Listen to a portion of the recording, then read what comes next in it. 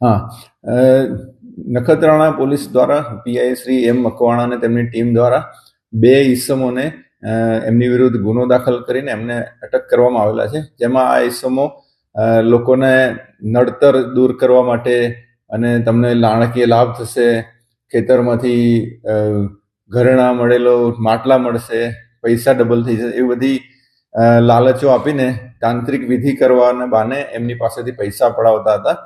એવી બાતમીના આધારે એ લોકોએ ચટકું ગોઠવીને આ બે ઈસમોને પકડીને તેમને અટક કરેલા છે અને નામદાર કોર્ટમાં એમને રજૂ કરીને 2 દિવસના રિમાન્ડ મેળવેલા છે.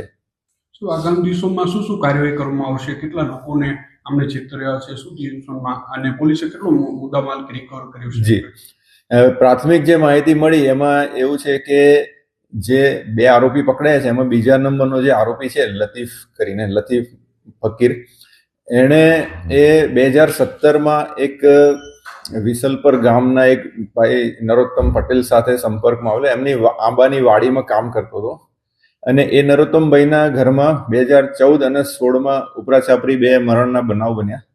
એટલે એ ભાઈ શોકમાં રહેતા હતા અને નિરાશ હતા.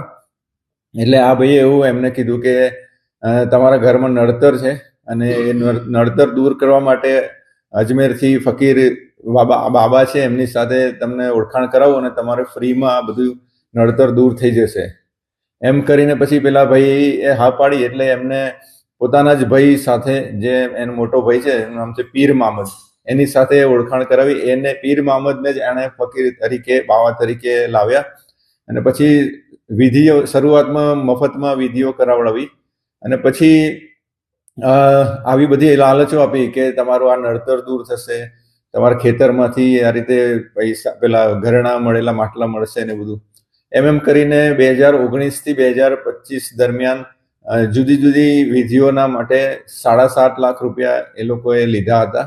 એમાંથી નખત્રાણા પોલીસે 7,20,000 રૂપિયા રિકવર કરેલા છે.